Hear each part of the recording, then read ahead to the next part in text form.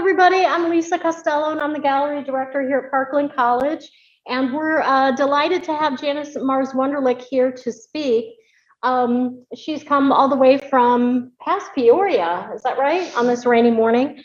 So she drank a lot of tea, and she's got a great, terrific energy. It's been a joy talking to her. And of course, our exhibit, the Ceramics Biennial, The Living World in Clay, is up right now, and that goes through February, I believe it's Saturday, February 5th. And I'm gonna stick right by the mic here. And so we're opened Monday through Wednesday from 10 to 5 p.m., Thursdays from 10 to 7 p.m., and then Saturdays from noon to 2 p.m. So if you're out in the Zoom audience and you haven't seen the show yet, we hope that you can come. And of course, most of our students have already seen the show, but if you haven't, it's really worth your while to take the time to look. The show includes 10 artists, and it was curated by our own Chris Birdie, who is here in the audience with his class. And it's just a terrific show of a variety of really amazing traditions in ceramics dealing with figure, both human and animal. So it's been a really nice opportunity for everyone to see all of this work and how different people kind of approach that. And of course, Janis is one of these artists who's doing such an amazing job. Janis teaches at Monmouth College, and that's in close to Peoria area. Is that correct? And she originally was born in Akron, Ohio. She got her Bachelor of Fine Arts degree from Brigham Young University and her Master's of Fine Arts from Ohio State University. From her bio, I picked up that she is from a family of 10 children. So she grew up in a large family, and she's a mother of 5, and she was a recent grandmother. So pretty exciting, all these new and wonderful things that are happening. So I don't know if everyone is aware, but we do have a fundraiser coming up, and I just wanted to mention that it's our coffee, tea, cups, and dessert benefit, and that is, you can buy the tickets on our website, or you can contact me, however you want to do it if you're interested. And many of the students and maybe they're in the class here today, have donated artwork. So I wanted to thank them personally, as well as some of our faculty. So we've got really amazing works that are going to be for sale for our silent auction, as well as just for the event. And that's sponsored by Nothing Bundt Cakes. So we're going to have some delicious desserts there with our bundt cakes, and I'm really looking forward to that. I got to test try them out the other day. And our music is by Guido Sanchez Portugues, and he had taught here at Parkland College in our music department for a while, part-time. He's a classical guitarist, and so he's going to be performing, and he's now he's a professor at the U of I. So we're delighted to have him come, and I think the event is going to be a wonderful time. A couple of other things that we have coming up for the gallery is we're working on a virtual tour of a Frank Lloyd Wright home that was moved from New Jersey to Arkansas. And so that's going to be coming up in hopefully January of next year, of 2022. And that'll be a virtual tour. And we're really happy about that because we're really missing all of our travel trips. And then another artist from the show, she's going to be speaking, and that'll be a virtual talk as well. And that is, I'm spacing out, that is Jenny Mendez, and her work is on the card. She's another really amazing artist that's in the show. So Janis has brought some of her items here as well, and she's going to be talking about those a little bit after her talk. So we're going to have kind of a interesting way of kind of talking about works that are in person, as well as the works that are in the gallery, and then of course her PowerPoint presentation. So I'm looking forward to hearing all of your good questions from our students and from people out in our Zoom world. So I'm going to let Janis speak. So thank you so much, Janis, for coming, and I really appreciate it. Hello, thank you so much for having me today. It's an honor to be here. I'm really excited, and I'm excited about this show And I thank Chris for the opportunity. Someone in the audience said, well, Chris, why aren't you in the show? And I would just want to point out that when you curate an exhibition, you are in the show because you determine the relationship of the artists and the pieces coming together, and you sort of create that little world and that narrative that happens within that gallery space. So I'm very appreciative that my work was chosen to be part of this group of artists. They're friends and artists that I've admired for years, and I do feel like we're all part of a family because we've sort of grown up together in clay and we've shown together many, many times. So it's always fun to get the family together. So thank you, Chris, for that. And for Lisa for having me. So I wanted to talk with you a little bit today about some of my influences. And I hope that you'll get the vibe from my talk today that life is very complex and all these wonderful intersections that we have bring so many layers of woven meaning into our lives. And I wanted to just start by telling you a little bit about my family background, speaking of complex. So I just want to show you what my family looks like. So this is my I'll sort of start this side and go over to this way. So my grandmother, just to give you an idea, and probably your families look something like this. So my grandmother was an ice capade star, a figurative ice skater back in the 1940s. And during World War II, and she married a World War II vet for her first husband, and he was actually the personal photographer of General MacArthur. So I have this like wonderful fine art photography happening, and he was also a professional clown and ice skater. And then they were divorced, and she ended up marrying my grandpa, who is a Native American Cherokee artist.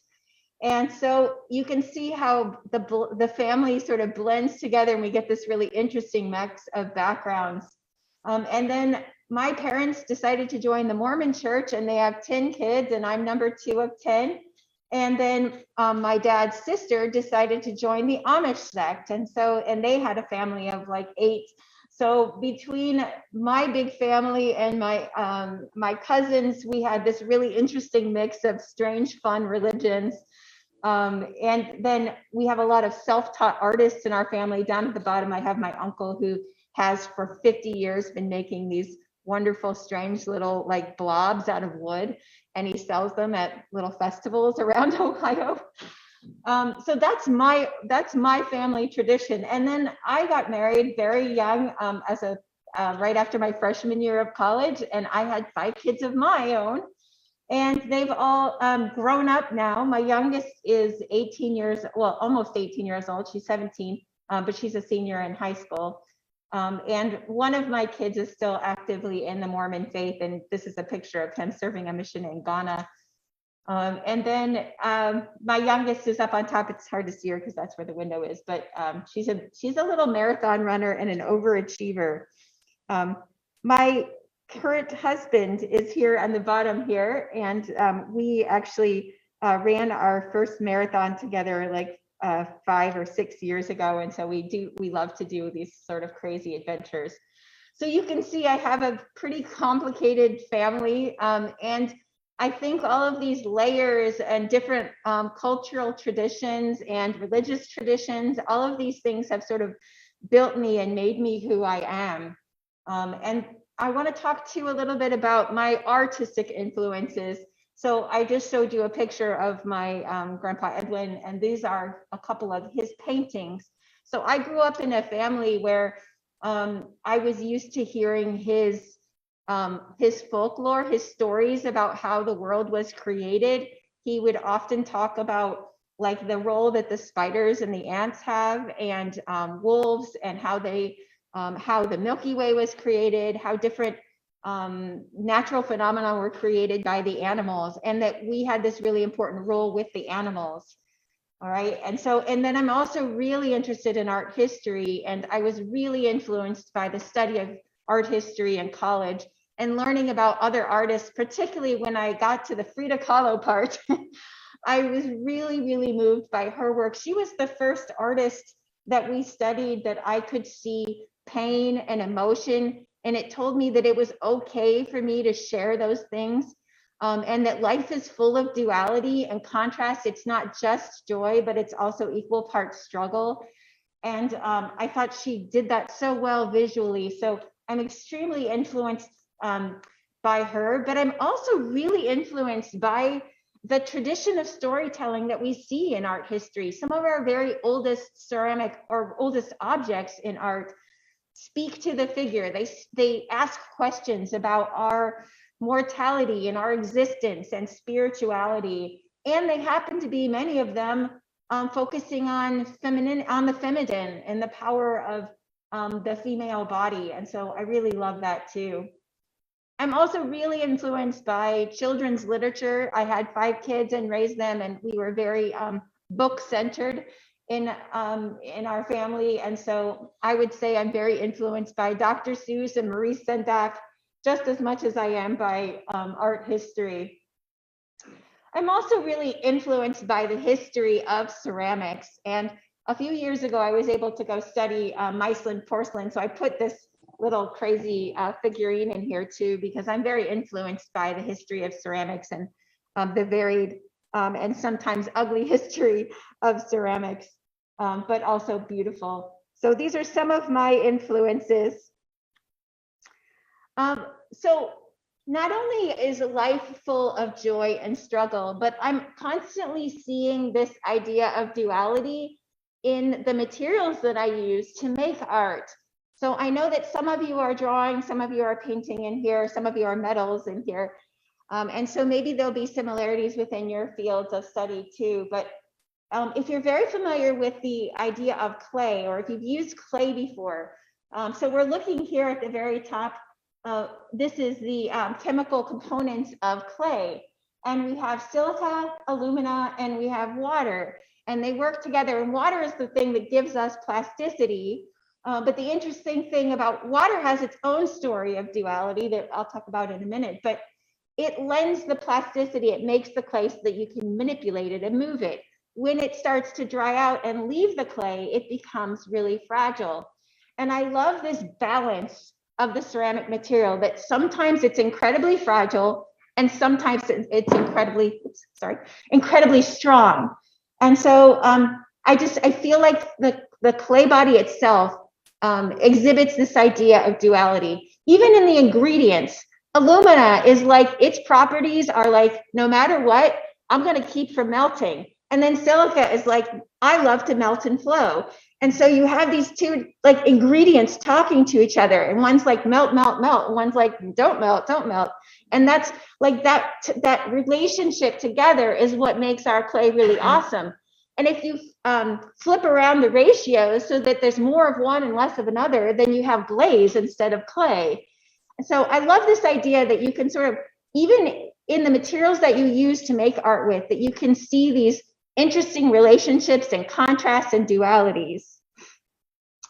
So going back to this idea of duality, another thing I love so much about the ceramic material is that it is extremely permanent, in that what you're looking at here, this is the Venus of Astonis. She dates back to 29,000, 25,000 BCE. And she was located around the Czech Republic in Eastern Europe. And she's just a handheld sort of small artifact, but this is a ceramic artifact, all right, dug up after 20,000+ years. And it was in pieces, but it was actually purposely exploded at some point in its history.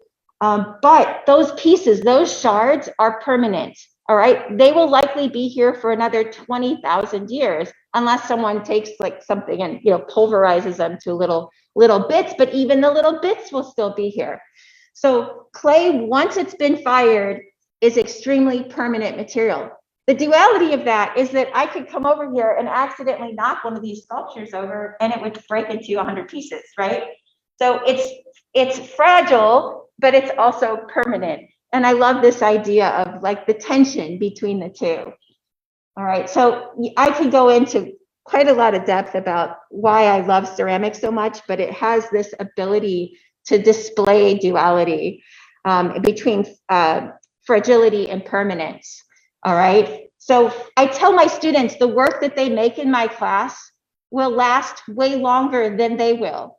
All right, their children and their children's children could potentially be enjoying the ceramic work that they make in my class way long after their lifespan is gone. So that beautiful idea of permanence in ceramics.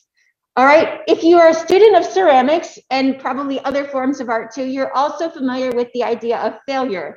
Okay, ceramics is especially known to be of failure-inducing material, and so the way it speaks to me is through failure.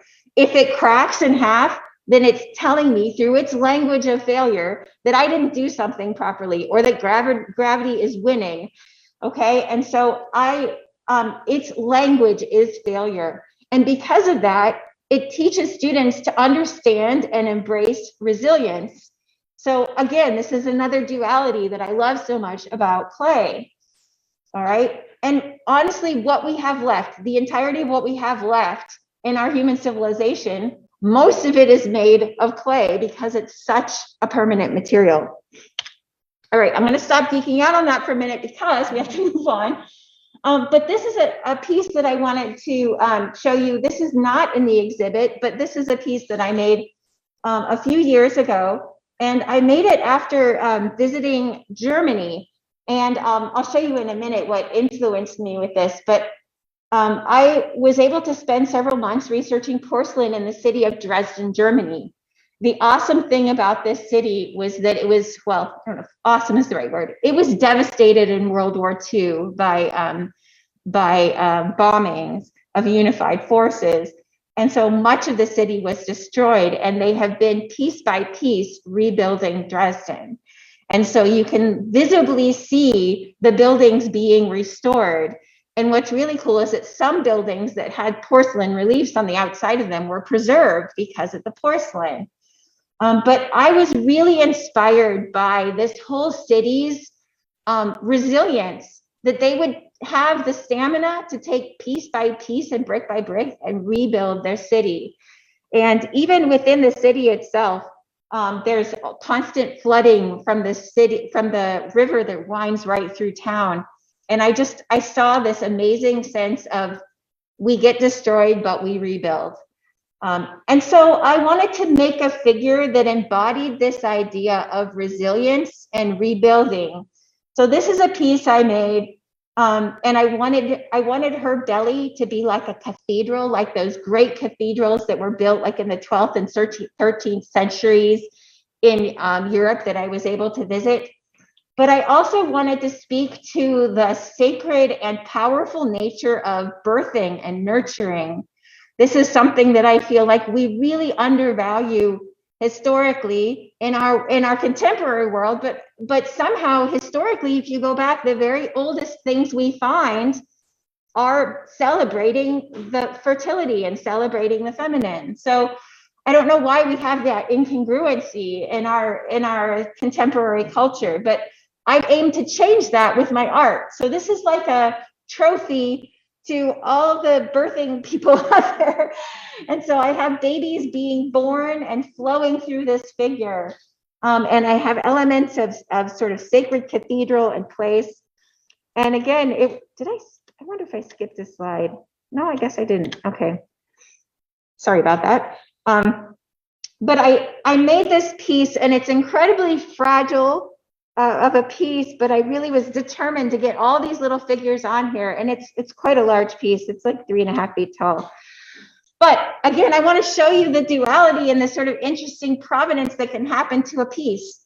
So I built this piece when I got back from Germany, influenced by my time there. And then I had to rebuild it a second time because the first time I built it, there's a picture of it there, the little greenware piece. The first time I built it, the ankle snapped off because I didn't have the balance right. The party up here was too heavy and the little ankles couldn't handle the weight. So when I tried to take it to the kiln, it snapped in half. And so I rebuilt a second time. Well, the second time I rebuilt it, it turned out better.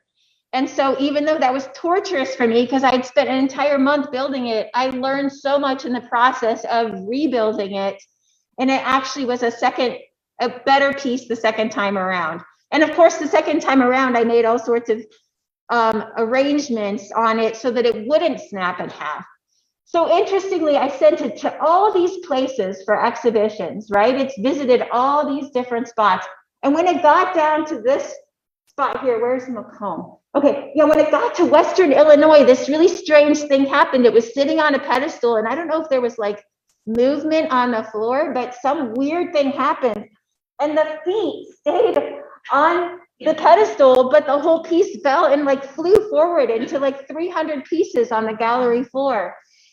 And so I don't even know, nobody knows how that happened. So after touring like the United States, it like imploded itself in Macomb. So they were very kind enough to like scoop up all the pieces, and they sent it to me home in like a little, box. And I lovingly for like a month spent time putting all these pieces together, and I fixed her. And now she's not going to leave my house because she's like too messy. Like you can tell she's been repaired beyond like what I would show in a gallery. But now she shows her history, right? This sculpture has been through so much in just her few years. And to be honest, that sculpture will be here long after I'm gone, unless someone puts it in a dumpster somewhere. But even then, they'll dig it up after 1,000 years and find it. So the things we make carry a history, all right? And they each have their own lived experience. Oh, this is what I was looking for before. This was Germany, and I just wanted to illustrate, this is what a city of resilience looks like. Okay, they have a flood. They call it the 100-year flood. They had 2 floods 12 years apart that took out their entire city, and they wore it with pride in their city. They would put these marks up on their walls and be like, the water was up to here in this room. And it was like this like badge of honor to have this kind of like trouble to have to deal with all the time. All right. And so these are some of the other influences. This idea of old things being right next to new things is so much of what I saw in Germany. And I really loved that idea of like rebuilding upon the history of before and thinking about new things. And also this idea of water, right? And again, going back to water, water is the main ingredient in clay, right? It gives us the plasticity, and it's really awesome stuff, but also it can ruin a city. It can completely flood out an entire zone. But interestingly, all along the Elbe River, where this flood occurs so often, it's the most fertile growing grounds. So as soon as they deal with the floods, as soon as they deal with the floods, they're able to have this really fertile ground in order to grow. Usually they grow hops, right? Beer. And so it's amazing the way this idea of duality, or this contrast, that struggle brings joy or brings plenty. All right, so this is one of my sculptures here. Oh, this is in the show, so go see it in the show. Every story I make, or every sculpture I make, is a story, right? It's like my journal entries. I try to keep it real and talk about the things that are happening in my life, even if those things are uncomfortable or things that I don't really want to share with the world. I've always felt like it's important for me to share authentically what I'm feeling inside. And some of that is really happiness, and some of it is also just, the sadness and the struggle as well. So I try to show that both in my work. And in this case, I wanted to use water as an image to show this feeling of being drowned in sorrow, but also this idea of maybe being clothed by it or wearing it as though I've gone through this experience and now I'm able to be a stronger, more interesting person because of these layers of water all over me. All right, this is I always do sketching. I'm constantly sketching in my sketchbook, and I wanted to show you some of my sketches or ideas that I had for that sculpture. And I also wanted to just, because I love Frida Kahlo so much, I wanted to make you look at her again because I love Frida Kahlo.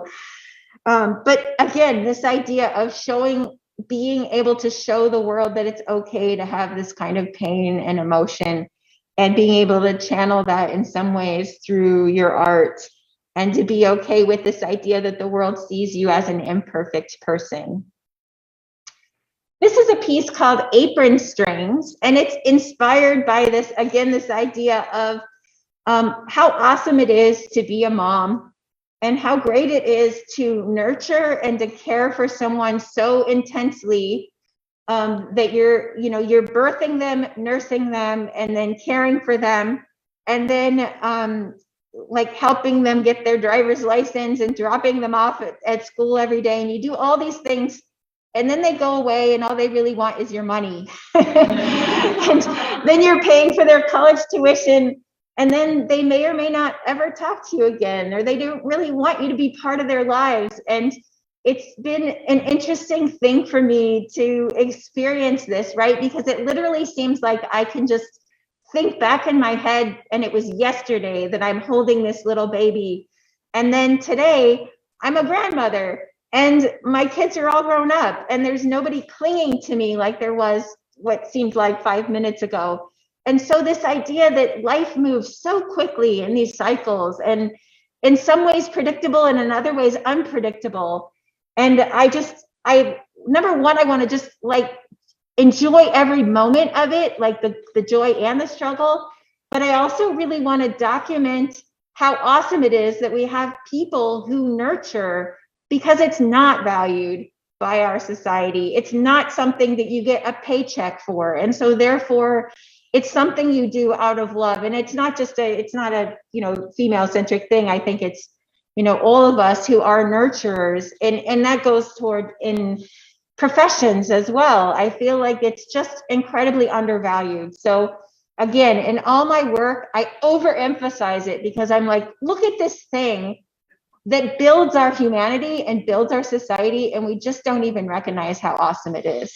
So that's my whole, these are like little like parenthood trophies, nurturing trophies, to say thank you, and also to just speak to this idea that it happens so quickly, these phases.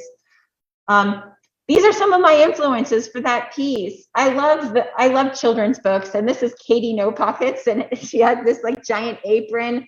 It was a book about, it was actually by the artist, or by the author who did Curious George, H.A. Ray. And anyway, this is from a character that was a kangaroo that was born without a pouch. And so she has someone manufacture for her an apron with all these pouches. And this to me was always like a dream. Like I wished that I could have an apron that I could stuff all the children in, and I could just carry them around, but also have my hands free to be able to work.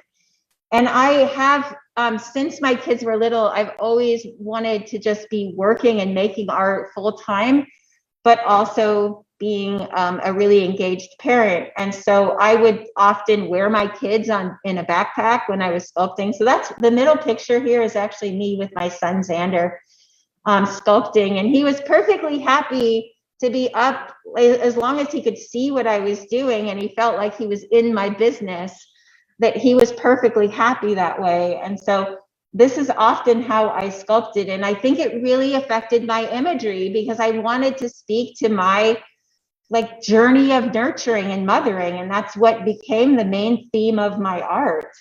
So yeah, I'm very inspired by all different sources, but mostly like what's happening around me at that very moment. And actually recently I sent that piece to this exhibition. It was called The Uncommon Apron. And so my Apron Strings piece went to that exhibition, which was kind of fun. So I've been speaking for quite a while on this idea in my artwork for a very long time of being almost like suffocated or smothered by the responsibility and the roles that I bear. And not only just in nurturing, but also in just, also trying to teach and be an important artist and make the art that I feel is constantly sort of coming through me. This is work I did in a series of, I called it my home spa. And it was this idea that like, I don't even have time to get a haircut. So I have like, this is my facial right here. All these little creatures are like massaging her face for her. And this is, instead of a haircut, I have like kids all over me as hair instead of like real hair. And this is, I really love making busts. Busts are fun because you don't have to deal with gravity, right? I showed you the broken piece already that was snapped at the ankles. Well, a bust has such a wide foundation that you don't have to stress out about it falling over in the kiln, right? So that's very small and easy. So when I need a stress relief in my life, I make a bust, and it's like a gift because it won't fall, it won't break, it doesn't sass me the way other sculptures do. So these are some of the busts that I've made, and again, I use a lot of water imagery. I think it's that idea of things changing and moving so quickly and rapidly, but just this idea too that water is both wonderful and frightening, right? I recently tore my meniscus and I had to stop running, and I've been swimming instead. And I don't swim. I've never been a swimmer. So the first month of swimming was like, am I going to drown today? And I would be in the pool, and one minute I would be thinking, this is so relaxing, but then I'd take the wrong breath at the wrong, like I wouldn't count properly, and I'd take the wrong breath, and then I'd be like, I think I'm dying now. And so this idea that water can be so relaxing and wonderful, but it can also like drown you and kill you and stress you out. So yeah, it's this duality, right? And so here I have it showing up quite a bit in my art lately because I've been spending the mornings swimming laps at the pool. Hopefully you've been able to see this piece in the gallery, Embrace. And since these are stories about my experiences, I try to write down the stories, not only visually create them, but then write a few words about them so that long after I'm gone, people can sort of know what the heck I was thinking about when I made these things. And again, these are just pages from my sketchbook that I put up to show you like what I started with and in terms of an idea and then where I ended up. All right, the ceramic process. So I've already talked to you about this idea that everything I make breaks at least one time and then I have to remake it again the second time. And then it's better the second time.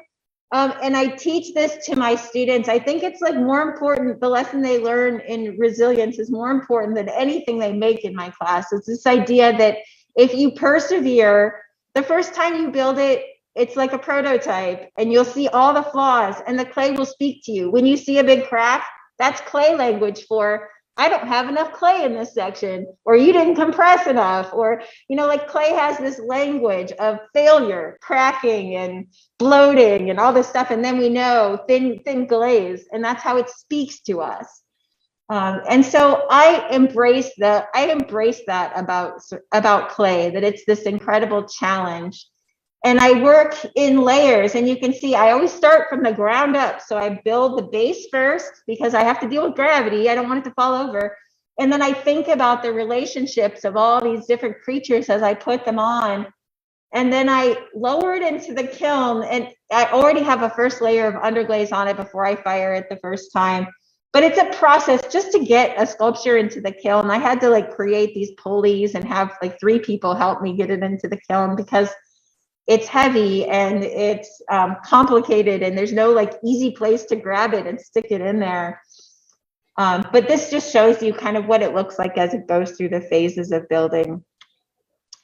I love the fact that you can't make something in 5 minutes in my medium. And it's probably that way also in metals and painting. You know, there's always the fantasy of going in and doing something really quick and having it look good. But I really enjoy spending a month with my pieces. I enjoy taking a little needle tool and just scratch, scratch, scratch, scratch. And an hour later, I'm still scratch, scratch, scratch, scratch. It's just, there's something about spending time, slowing down, like smelling the way the clay smells. There's just this experience of making the work. It brings me joy. It gives me pause. It is literally therapy.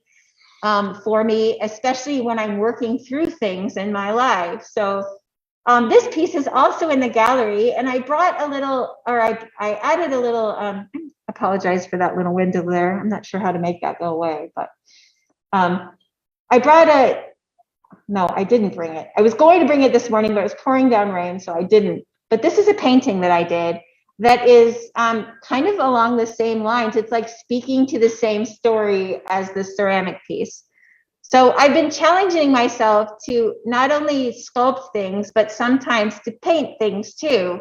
Interesting thing happens with painting. You have to think about things like the background and little details and landscaping. And you get away with not thinking about that with ceramics because you either make it for the pedestal or for the wall, and you don't have to worry about all that other stuff. But I like the challenge of telling a story via painting and then trying to tell that same story via sculpture, or flipping it around the other way, right? It's a really good exercise to do. And some problems are solved one way and some are solved the other way. So I really recommend that, to challenge yourself in that way. Even if you're not good at one and you're good at the other, that's all the more reason to try the other that you suck at, because that's how you'll get better. But anyway, yeah, so this is a story that I'm speaking to about vulnerabilities. And the piece is called Vulnerabilities. And I pulled some imagery from the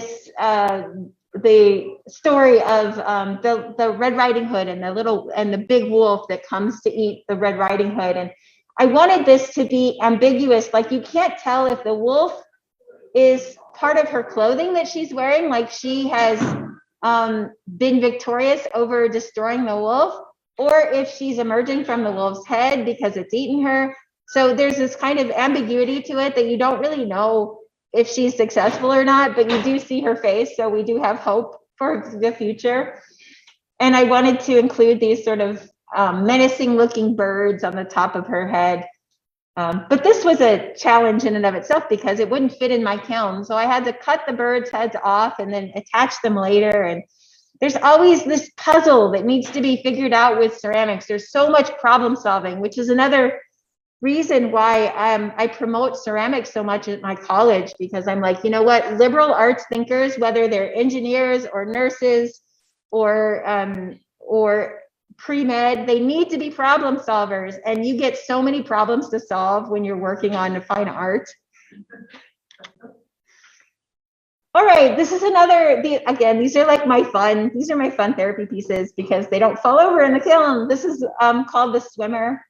And I told you about my experience where I've been swimming in the pool in the mornings and trying to teach myself how to swim. And it always looks so easy on YouTube, but then I try it in the water and I mess up easily, or I get anxiety easily if I don't do the breathing right. But over a few months, I've gotten much better at it. And now I am being able to relax. And so it has become my thinking time in the mornings to just process my art and think about it while I'm swimming. But then again, 1 second later, if you forget to breathe properly, then it's you drink half the pool and then you're having anxiety again. So yes, I make a lot of art about water now. All right, and more, there's texture in here. I use plaster molds sometimes to pull textures, press molds. But I am constantly just seeing these figures in my mind. And I also do a lot of experimentation with glazes and with glass and melting glass on these. So, and I will often write, I'm terrible at writing, but I just write down things anyway. And I write about things I'm thinking of. And I think again about the dualities of water, the dualities of safety and books and history. And I've been thinking a lot about how it's like she's an island and there's things that are on her head that are like burdens, but maybe she's keeping them as a safe place as well. So all of these, each one I make has this elaborate, strange, dualistic story that goes with them. And then I also have these people who are flying through the air. I'm really intrigued by the principles of buoyancy, by the whole theory of buoyancy and displacement, and the idea that some things drop down low in order to make other things rise up. And I teach a liberal arts course. We were learning about racial identity and history, and even the visuals that I do with buoyancy have a lot to do with how we structure society, and this idea that some are pressed down in order for others to rise up high. So I see connections all over the place. It almost makes me blow a gasket because there's so many good connections. And this is a painting that I did last year. And I wasn't really trained very much in painting. I'm sort of teaching myself to go and forcing myself to paint when it's much easier for me to sculpt.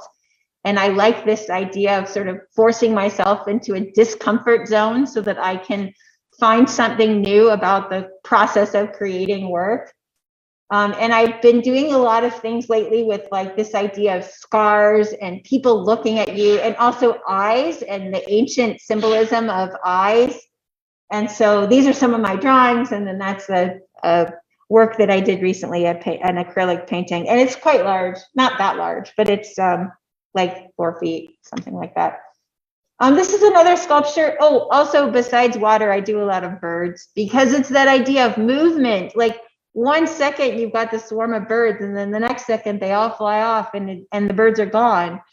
And that's kind of how my kids are.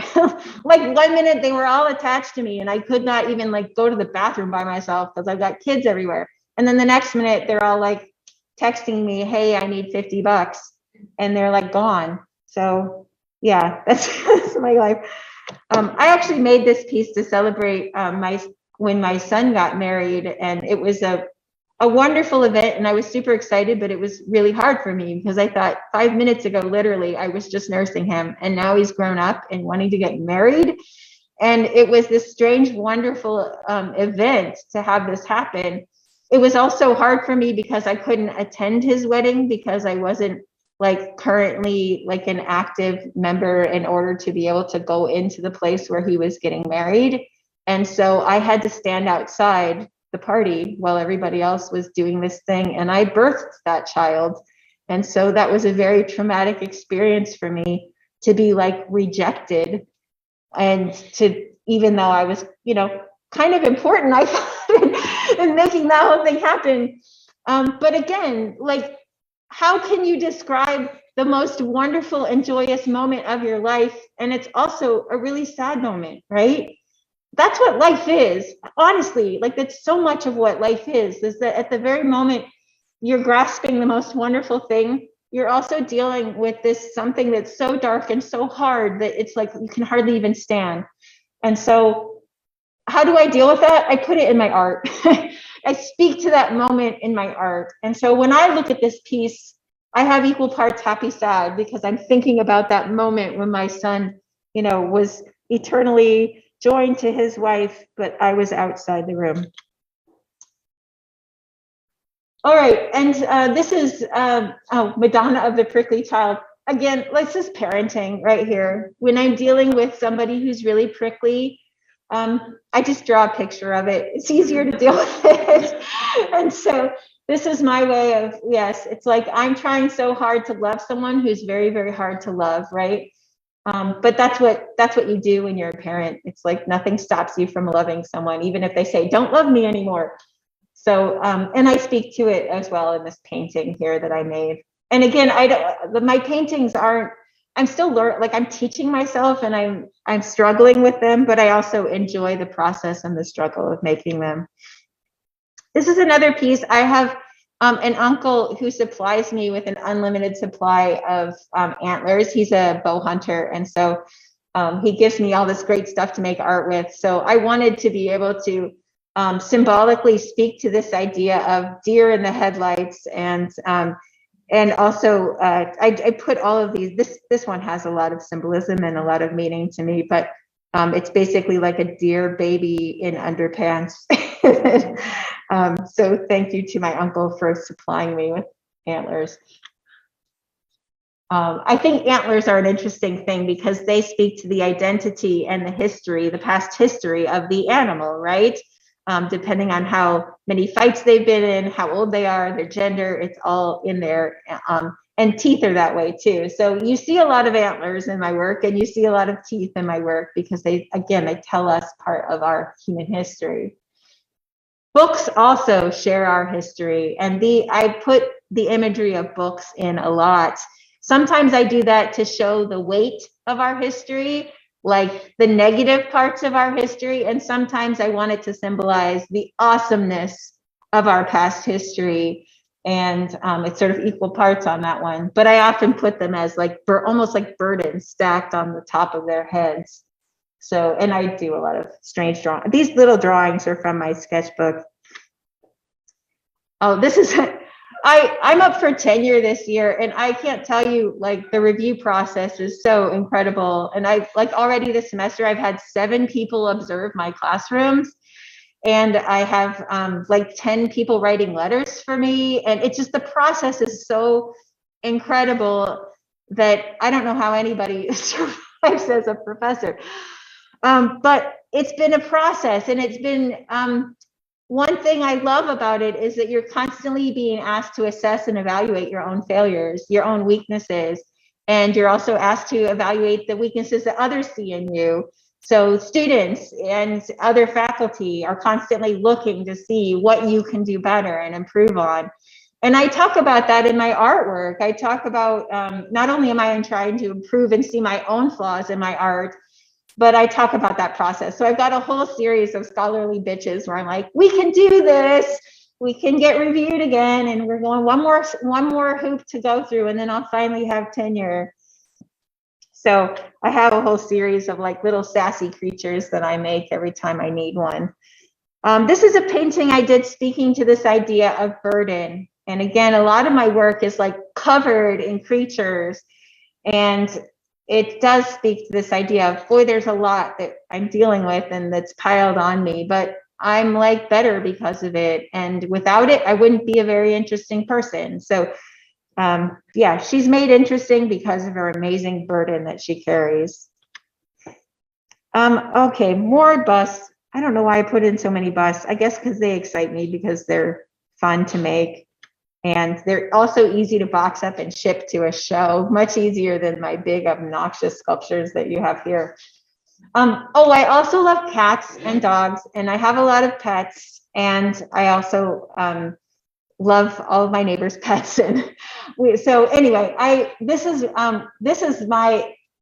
my family's pet growing up. This is Mulan, and my kids' first sort of big official pet. And I put her in my sculptures, and I put her in my paintings a lot because she's so meaningful to me. But that's, yeah, so this is a painting that I did honoring how awesome it is to be a nurturer. And I used to have to go to the mother's room at church to go nurse, and it was like this little like shameful closet in the back where you would go if you had to sort of do that thing, that business of feeding children.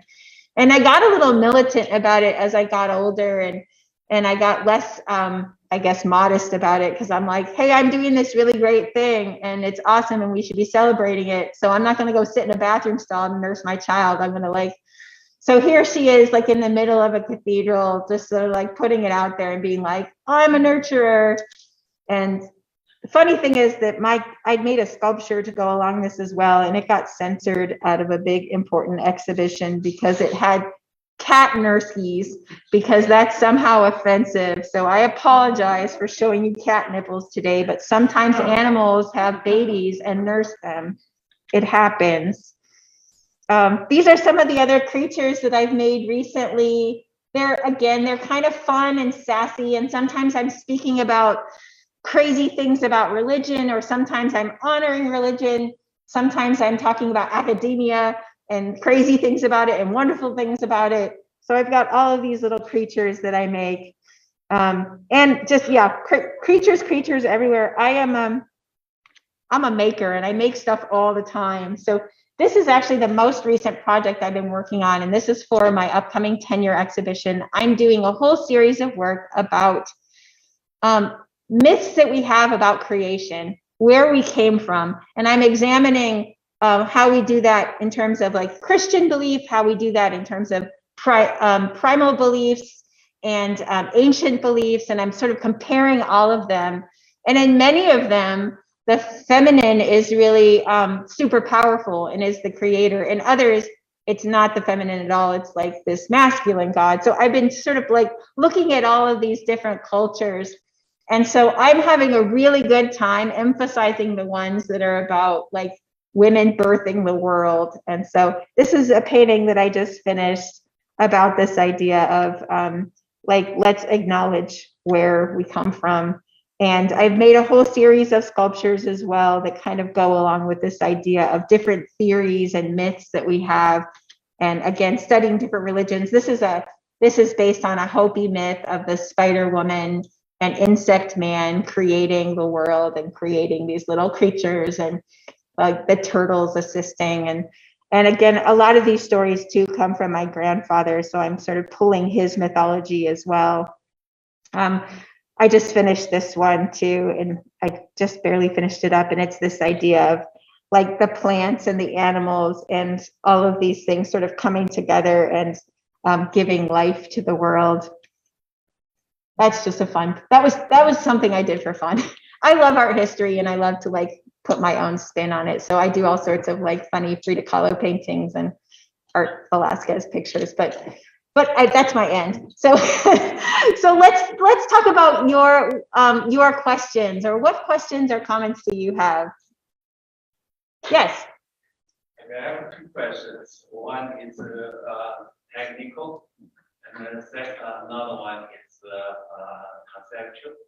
Let's ask the first one. Okay. Why do you make art? Why do I make art from a technical aspect? No, from philosophical, because there are people making art for making living. There are people making art for self-expression. Sure. And there are people making art for other people or for other things. I gave you an answer many years ago. Asked this question to your ceramic art professor Wunderlich. I asked him, okay. What do you make art? What's art? And then he asked me straight away one sentence: art is something totally useless. then everyone dropped the jaws in the seminar. Then he added on. He said, I make art for myself for expression, and after making my art, I never go back to them. I never go back to them. So that's why I say art is something totally useless for you. Yeah. Because he made art for himself. So that's why I found it interesting. You said, you mentioned some stories why you make that art, but I just wanted you to generalize what give me, why do you make art? Yeah, so the interesting question, this idea of why do you make art, and this idea of, because it could potentially be useless, right? Right. And I love that idea. And actually, I can go back to art history and see that we've been trying to find meaning since the very beginning, since we've had the ability to like think higher cognitive thoughts. We've been trying to make sense and tell stories to make sense of our being here, to find purpose and meaning. And for me, I think I have never been able to not make art. Even as a little kid, I always was like putting things together and creating and making. I'm like a busybody. I'm always, even up here, like I can't stand still. I'm like hitting the microphone because my hands have to be moving. And I think I'm a maker. I'm always trying to make, even if I don't have clay in front of me, whatever I do have in front of me, I'll be making and sort of, trying to problem solve and fidget, I guess. But I've always been that way. I've always felt compelled to make and to make sense of my life. But I've also always felt really compelled to think of it on a universal level. Like it's not just my personal story. I would also like to connect with something bigger and be part of something bigger. So maybe that means in my imagery, I'm trying to like look for something that goes beyond just my personal sphere to maybe touch others too, or to speak to universal concepts. So yeah, I like that. And it's funny because that's a contrast too, right? That art is everything and extremely meaningful, but it can also be useless, right? It's like, if there's another one of these busts, my husband's always like, don't you dare ever buy any ceramics because we have so much at our house already. And it's really true. Like, I don't have room for everything that I make. So I don't know that I'm necessarily making it to like make a lot of money because nobody buys these. And so, it's kind of an interesting thing. I shouldn't say nobody buys them, but Second question.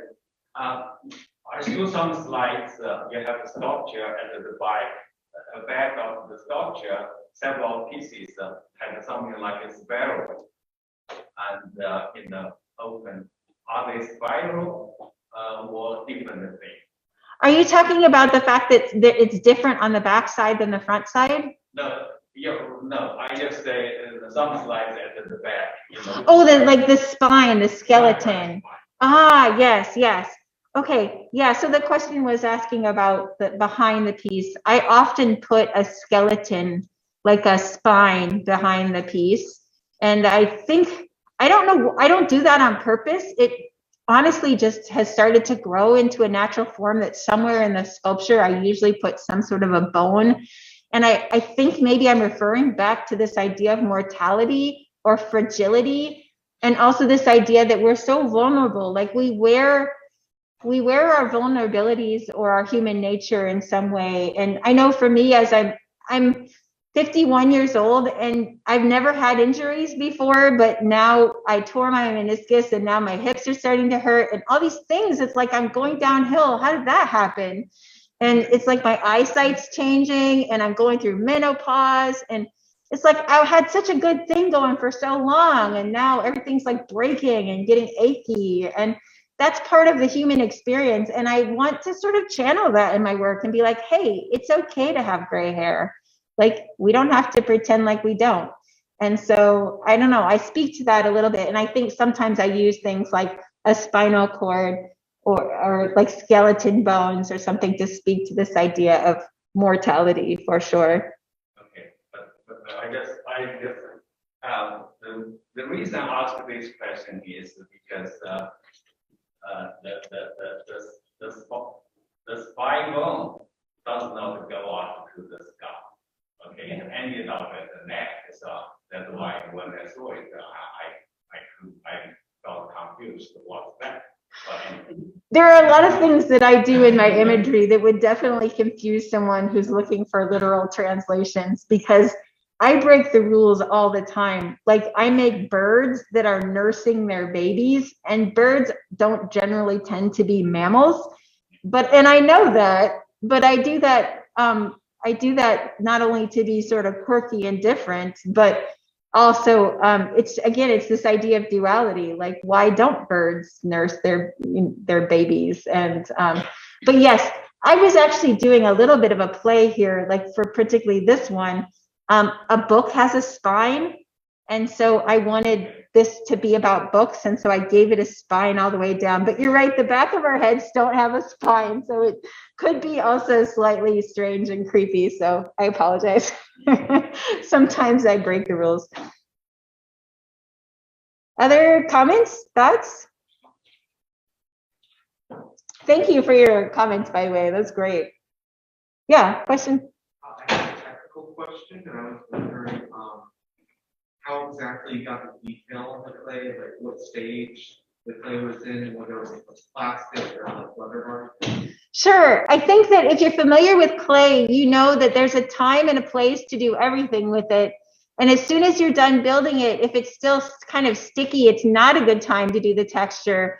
And so you have to sort of wait until that right moment where it doesn't give boogers anymore when you're sort of texturing. I have just a couple of tools that I use that are my special texture tools. I have an X-Acto knife that's been worn down so it won't cut me anymore. And it's, I just sort of sanded it down a little bit so it would be just so. And then I also have a dollar store, just a cheap like Ginsu knife kind of thing that's, again, I sanded it down so it wouldn't cut me. And those two things are like my favorite texture tools. So all this texture that you see on these sculptures is mostly just me going back and forth with my two little knives, doing all these textures and lines. And it's like a free time for me. I've seen my students sometimes gaming, and they like will just be sort of sitting there and like, that's kind of what I'm doing when I'm doing my sculpture. I sort of zone out a little bit, and I just take my knives and just, and that's kind of how I achieve my my sculptural techniques. But I usually am doing it right before leather hard. And another technique that I do, especially if I'm working on a sculpture that's very large and complex with lots of little creatures on it, I always start at the bottom. And while I'm waiting for it to set up so I can add another layer, I'll go back and I put in all sorts of detail at the bottom. I'll put in the little lines, I'll add the little babies and the little creatures before it even has a head on it. I've got all this party going on down here below. And that's because I know that I have to wait before I can get another layer. And so I'm just patiently adding texture and detail. There's definitely a timing thing that goes on with ceramics, because if you do stuff too soon, it just falls right over, right? But if you wait too long, if it's too dry, then the pieces fall apart and it's really annoying too. Or trying to texture something that's beyond leather hard is really annoying. So finding those sweet spots, and it all has to do with water and the lack of water or too much water. You know, that's really the key in ceramics for sure. Other questions, comments? Yeah. I just want to validate that the work about the duality really kind of moved me a lot. I was trying to go back here. One thing I have a question is, as you work on that whole duality piece in the process, did you find reconciliation with some of the message and the theme after you complete your work? Always. Mm-hmm. And did a new message kind of like occur that helped inspire you? Always. And it's not like all my problems are solved when I make sculptures and I'm like this happy person that walks on clouds afterwards. But I've come to a place of understanding within my heart where like I'm able to sort of realign and rebalance because I've spent a month thinking about it. There are some things that happen when you build things with clay. I mean, I just experienced this yesterday. Someone very close to me tried to commit suicide this week. And what do you do when that happens, right? And for me, the way I processed that was to go to the studio and to make a creature to show this person how much I love them. And to like, and I was the whole time I'm thinking, I have had so much time to say this to them. And I've never said it until now that I had a chance of losing them. But how do you say all these? Like, I can't even speak words to this person that makes sense or that would not be trite or weird, but I can express it in my work of art. I can sculpt it in the lines that I make. And I've got these teeny little lines that I've made in this like cutest little cat ever. And I'm going to present it to that person and be like, I don't have words, but I have this, right? This is what I made for you. And so, I don't know, art does that. And, you know, I can't go to Target and find something to give this person in their time. Like, it's pointless, but you can create something and clay can help you do that. You know what I mean? So, yeah, duality, I don't know that I'm successful at the end of it, but I know that I already feel like I know what I'm going to do in this situation where nobody has any words to talk to this person. I've got a solution because I'm an artist, right? For sure. I don't know if that answered your thing about duality, but yeah, I do find a lot of solace, I guess, in making the work. A little bit of stress when I have too much work, because then I'm like, I can't live at my house anymore because there's no room for it. So I do have to worry about that a little, but fortunately I can bring it over and put it in your exhibition for a while. So We're delighted to have it. Thank you. I just wanted to turn on the lights so we can see the work. I didn't know if anybody had any questions about that work, and I didn't mean to interrupt, but I just wanted to have those lights on. And I know some people have to go to class, so if you wanted to sneak out, you do that. There's some Zoom questions. I don't know if you want to. Sure, we've got a Zoom. What is Sure. And Chris, did you? I did have a quick question. So Sure. I noticed there's some vessels, cups and plates, bowlware. What's your mindset when you're approaching decorating a utilitarian form versus the structural work that you do? Well, my mindset is always, look, it's something for me to obsess on. And so it's a surface to obsess on. And so usually I'm making these for people, friends, or for myself. But I'm always like thinking of, I don't know, they're fun. They're fun for me. They're actually, ceramics, like utilitarian, are usually easier because, you know, it's a circle. You don't have to stress out about gravity and sculpting. So yeah, here we go. Yeah. So I guess this would be a specific component to my question. So like in the ceramic show, in the gallery, there are people that have painted on sweet shelter and ceramics. And, Right. It does the, and when you obviously you can drink coffee, you can have cereal, have a sandwich off or a piece of pie. Is there like an experience like you would expect from people to get when they use it and the images come alive maybe, or anything? Is there something that happens when people use those with the imagery that maybe doesn't happen? It's a different experience with the sculpture. Could you talk about that? Oh, absolutely, absolutely. And actually, so I was going to say before it's even used to eat off of, like going back a couple of steps, when it's just something you throw on the wheel and it's just like a regular, you know, a regular form, like a bowl. And, you know, there's 1,000 things you can do with a bowl. Well, I love going through, and I love like the Mishima technique where you go through and you scratch it out and you put different underglazes on and then you wash it with black and it just sort of comes alive. So even just that process of putting a little bit of character and form on the surface of utilitarian ware, it makes me already sort of fall in love with it, and it kind of elevates and creates a dialogue between the form itself and then, you know, the fun narrative that you put on it. But then, yeah, this idea of what am I going to do with this, and being able to either use it for myself, or I usually am making gifts for other people. Again, it's this idea of like, you know, I have a friend who has 2 cats that are funky and do weird things, and she also loves yoga, and she's also a theater person. So I can't go to Target and get her something. But I can make her a really fun plate that she can eat off every day that has her funky cats doing yoga. And, you know, I have fun. And for me, the whole time I'm making it, it's like this thrill because I'm so excited because I'm putting this juxtaposition of all these weird things that embody my friends. And I can put them all there and then give them to her. And then she's got something that will last her whole lifetime unless she breaks it. But yeah, and I know that she's going to enjoy it, right? And so I definitely, in some ways, it sort of elevates it, this idea of, you know, me personalizing it in such a way.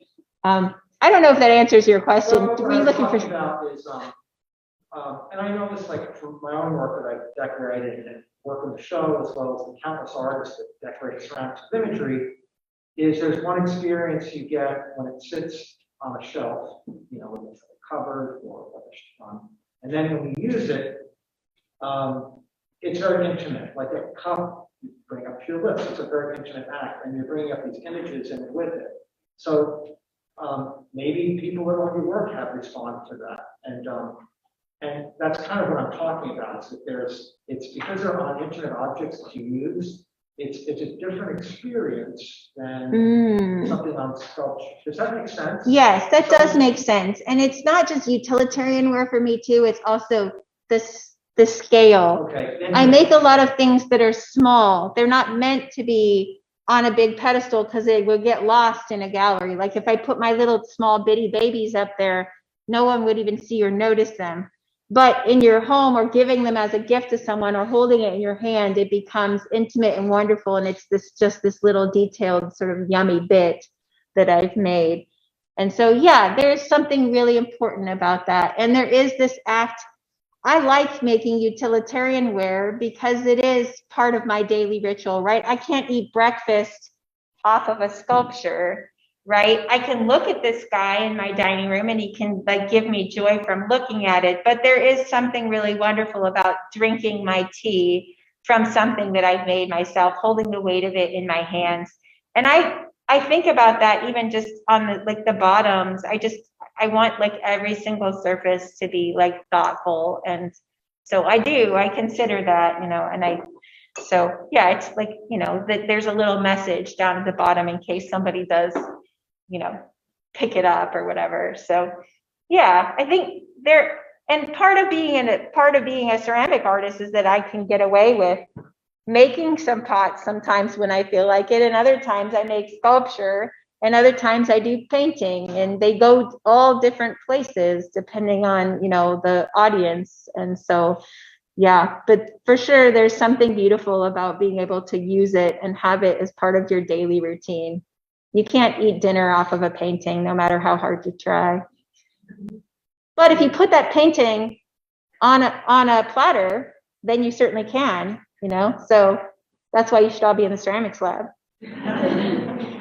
All right, I'm sorry, we had a Zoom question. Someone asked, do you have any stories from your grandpa that stand out as your favorite or most influential to your art? Well, I think the thing that stands out to me the most in experience with my grandpa was that when I was young, he and my grandmother lived in a trailer home, and it was kind of rickety, and there were a lot of cats that lived there that would come and go. But the thing I remember is this moment at which there was a little trail of ants in the middle of the floor, and he got down and he started to whisper to the ants, and I was sitting there watching him, and he whispered to them, and I watched those ants turn around and sort of like walk, like whatever they do, walk very carefully and tinily out the door. Like they responded to him. And I asked him, like, what did you say to the ants? And he explained to me that he was like speaking to them in Cherokee, and he spoke Cherokee better than English. But he would speak to them in Cherokee, and they would obey. They were obeying. They were respecting his honor to leave his space. And I watched them. I mean, I saw the ants listen and walk away. And he explained to me that, like, we're all connected and we are all sort of in a symbiotic relationship, and that this space is his space, and the ants would honor that at this time because he like asked them respectfully or like prayed with them or whatever. So to me, like that moment made me respect ants and all creatures, so that to the point where, I have to think before I respond to like spraying or smushing on a creature because of that sort of mentality. So that's not necessarily one of his myths. That's something I actually like lived and watched him do, was like speaking in a way of respect to the ants, and then having them freaking listen to him, which is pretty amazing. Like, wow, I want that power.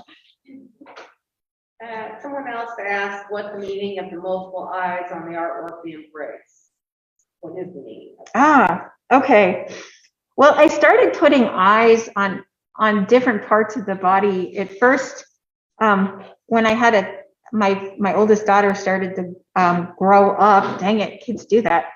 And she turned into this really beautiful, curvy teenager. And all of a sudden, boys started looking at her, and it really bothered me that people would be looking at my daughter in that way. And so I started making like eyeballs right where, in fact, it's right here. I put eyeballs right where the breasts were, because I wanted to be like, what are you looking at? Like, look at me as a human being. Look at my eyes. Don't look at my chest, because I don't like to be identified by the way when someone's speaking with me. I don't want them to be speaking to my figure. I want them to be speaking to my eyes. And so I started to create that look, and I think it's just gotten a little out of hand to the point where now I put eyes everywhere. And I like that idea of all eyes on you, and this idea that everything is seen by someone, or that it's this like way of taking in information. And so I think there's a lot of symbolism to eyes that we wear. There's a lot of symbolism to eyes in art history too, especially if you look at world religions. There's a lot of things about all-seeing eyes, or eyes that are knowing. And so I've tried to channel that a little bit as well in the imagery. There's one painting that I have a drawing. Let's see if I can find it. Yeah, so I actually did a drawing. My mom has a lot of scars on her body from being burned as a child in an accident. And I always saw those scars, and I was always sort of embarrassed of them, like, oh, that's kind of like icky skin. But now that I'm older, I realize the beauty and the texture and the layers, and that we wear our history and our scars. And of course, from birthing 5 children, I have lots of scars from that too. And now I realize that what I thought was icky as a kid really is really our lived experience. We wear our scars, we wear our experiences. And so again, instead of like scar marks, I will often put eyes there because it's like a way for me to symbolize like the scars that others see or what people see when they look at us. I don't know if that makes any sense, but it kind of just happens visually. Plus, I really love making eyeballs. It's super fun. It brings the surface alive. And so no matter whether I'm sculpting it or painting it, you know, I have a tendency to make a lot of eyes in my piece. Someone else wants to know if the paintings are acrylic or oil. They're acrylic because I'm too dumb to know how to do oil. I'm so scared of oil. So they're acrylic. Someday maybe I'll learn oil, but I'm too like frightened right now of oil. Acrylic seems like easier to manage to me, so I'm doing that. Someone else asked, could you describe your ceramic surface treatment process? My surface treatment process. Yeah, I'm going to definitely show that later on today in Chris's evening class because I brought a piece that is fresh out of the kiln and I'm going to put a next layer of glaze on it. But I think I showed you earlier in the embrace when I put it in the kiln. Yeah, this shows you. As I'm building the piece, I will start to put an initial layer of color on. So if you look up at these feet right here, it's sort of hard to tell because it's sort of washed out, but I put underglaze on it already before I even have a head on it. I'll put some color on the bottom. Not only does that animate it a little bit so that it feels like it's starting to get some color, but it also hydrates the piece because the underglaze has water in it. So I'm putting some moisture back into the bottom so that it doesn't get too dry. It's really annoying to have the bottom of your piece be bone dry and the top of your piece be wet. That's like a huge no-no in my mind because it's dangerous for the clay to be that that crazy in terms of moisture level differentiation. So anyway, I add layers of underglaze before I fire it the first time. So when I'm lowering it into the kiln, it looks like this. It's got color on it. And then when it comes out of the kiln, it almost looks like a bad Easter egg because all of those underglazes have gotten really bright. A lot of them are pastel. And then I go through the process of putting layers of darker colors over those initial colors. And because they've been fired securely that first time, they don't wash away. So I don't get a murky color. I get this really bold yellow underneath. And then I can dumb it down with a lot of darker underglazes or iron oxide layers or different mason stain layers. So I can sort of layer up. What I'm going for is a surface that looks like it's been unearthed. Like I want something that looks sort of precious and colorful, but also that it's kind of grungy on the outside, like it has sort of moss or dirt growing on it a little bit. Kind of an aged look, if you will. And so and I achieve that by doing lighter colors, firing it securely, and then putting the darker colors over it and firing it again. So they're multi-fired. I usually fire the pieces maybe 4 or 5 times before they're completely finished. I think we have another class coming in at noon, so we're gonna have to start wrapping things up. Thank you so much. I also wanted to thank the Illinois Arts Council for we just received another grant, so thank you to them for their support of all of our artist lectures.